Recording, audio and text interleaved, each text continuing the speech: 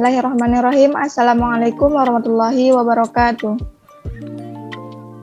Waalaikumsalam warahmatullahi wabarakatuh.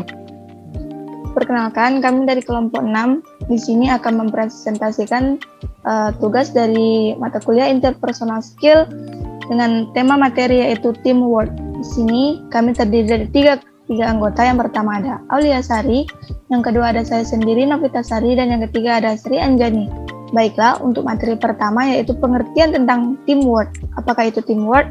Akan dijelaskan oleh Sri Anjani. Kepada Sri Anjani dipersilakan.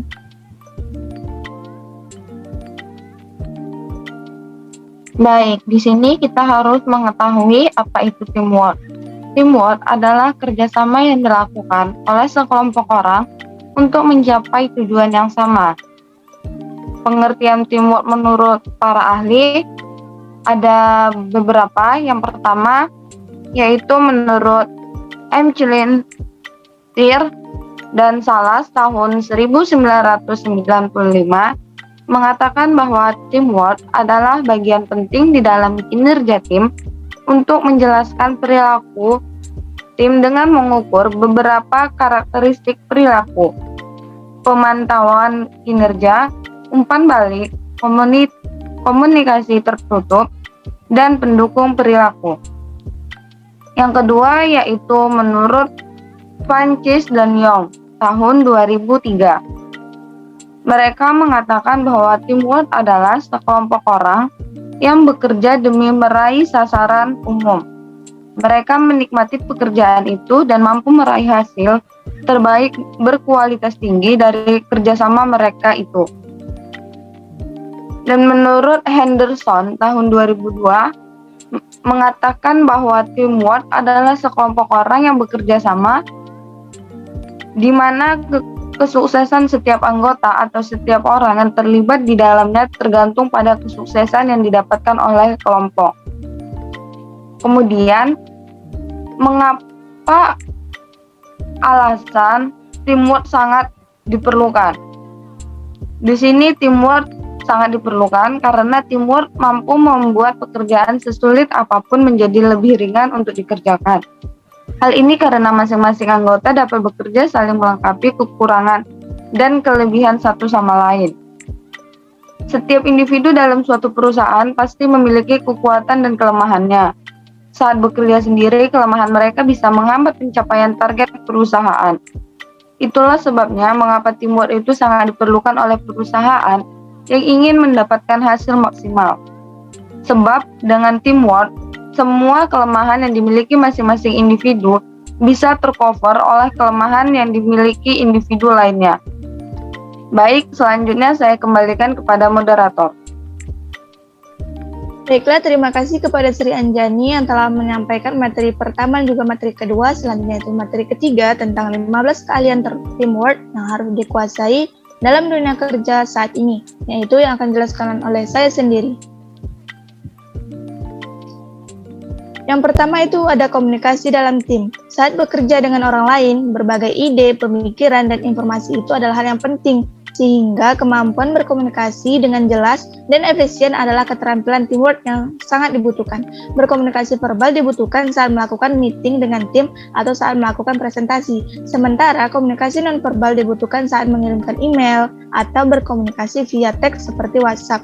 Nah, apalagi pada saat pandemi pada waktu lalu, yaitu di mana semua proses komunikasi berpindah ke verbal menjadi non-verbal. Nah, yang kedua itu tanggung jawab. Dalam teamwork, masing-masing anggota harus memiliki tanggung jawab, karena seringkali pekerjaan satu sama lain saling terkait. Misalnya, salah satu anggota tidak disiplin menyelesaikan tugas tepat waktu, anggota lain mungkin akan terlambat atau terhambat untuk menyelesaikan pekerjaan mereka. Akhirnya, tugas tim secara keseluruhan dapat terhambat. Dengan seluruh tim bertanggung jawab atas pekerjaan mereka masing-masing, diharapkan tujuan tim dapat tercapai dengan baik dan hasil kerja dapat tercapai secara maksimal. Yang ketiga itu ada kejujuran antar rekan kerja. Kejujuran adalah kebiasaan yang harus dimiliki semua orang, termasuk saat bekerja dalam tim.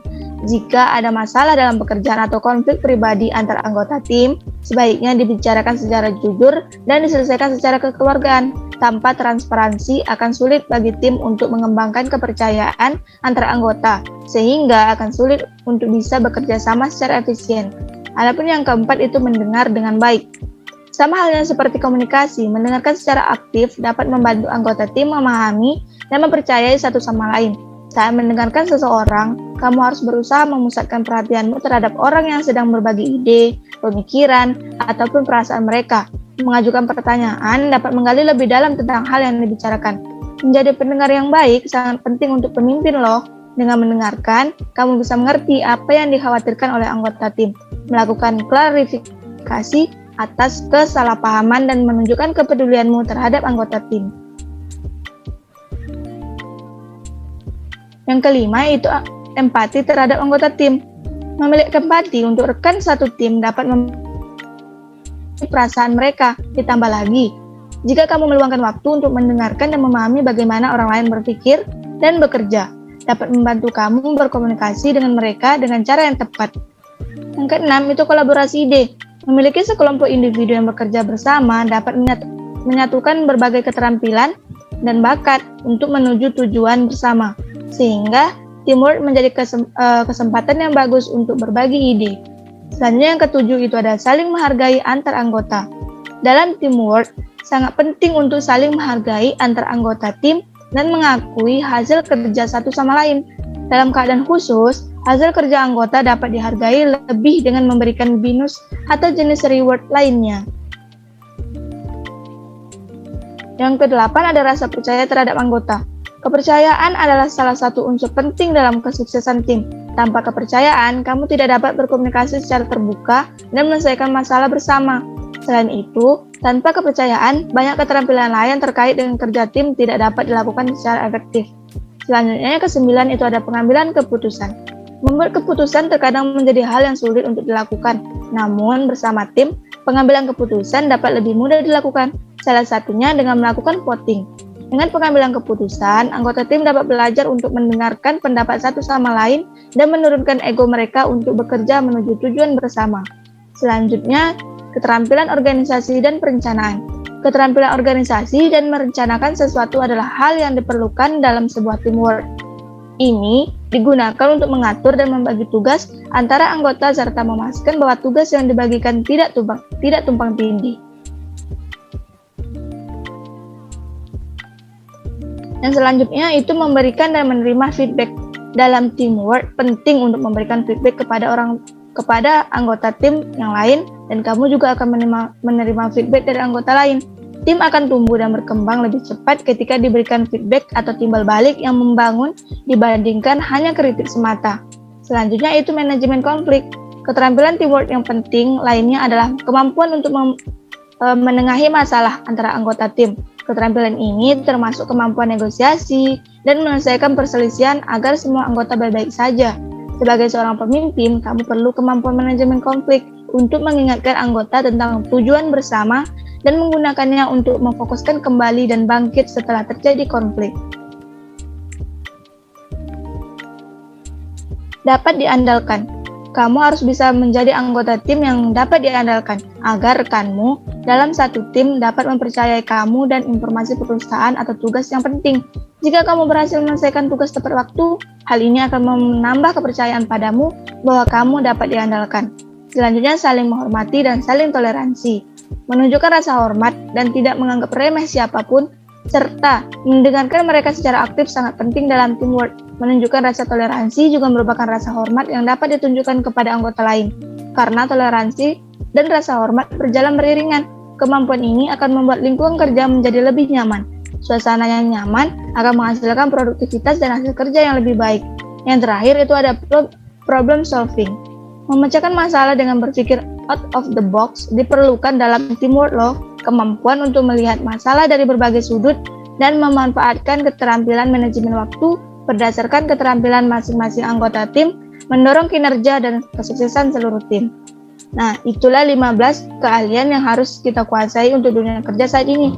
Selanjutnya untuk materi keempat dan kelima, yaitu tentang tips memotivasi karyawan agar rajin bekerja serta 10 kesalahan pemimpin yang sering dilakukan akan disampaikan oleh Aulia Sari. Kepada Aulia Sari dipersilakan. Baiklah, terima kasih kepada Novi. Selanjutnya yaitu tips memotivasi karyawan agar rajin bekerja. Yang pertama adalah membuat kebijakan fleksibel di tempat kerja. Misalnya, ketika karyawan izin untuk berobat ke rumah sakit, maka mudahkanlah izin janji tersebut. Yang kedua, penghargaan bagi karyawan. Bila ada karyawan yang dapat memberikan kontribusi lebih dalam pekerjaannya, tak ada salahnya bagi perusahaan untuk memberikan penghargaan. Bentuk penghargaan ini pun bisa tidak selalu soal tunjangan ataupun gaji. Yang ketiga adalah bagi kepercayaan. Cara lain untuk memperoleh loyalitas karyawan adalah dengan menunjukkan bahwa dengan mempercayai mereka. Yang keempat, diskusikan bonus dan insentif. Yang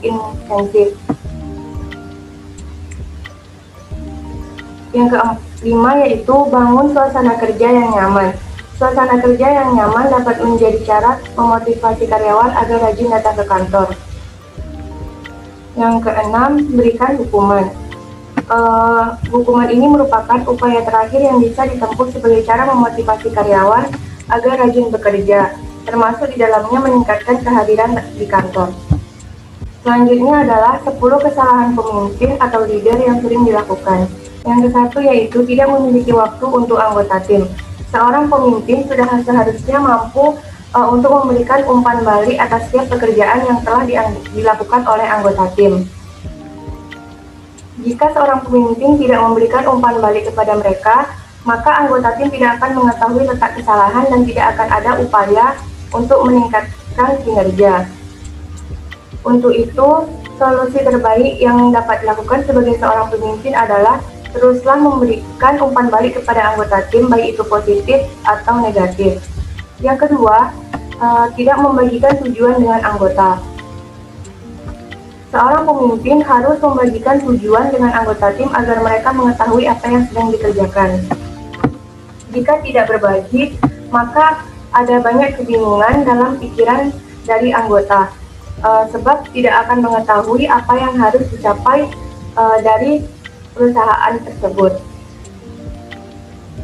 Yang ketiga yaitu tidak bisa menjadi contoh. Setiap perusahaan dan organisasi pasti telah menetapkan aturan dan kebijakan yang harus diikuti.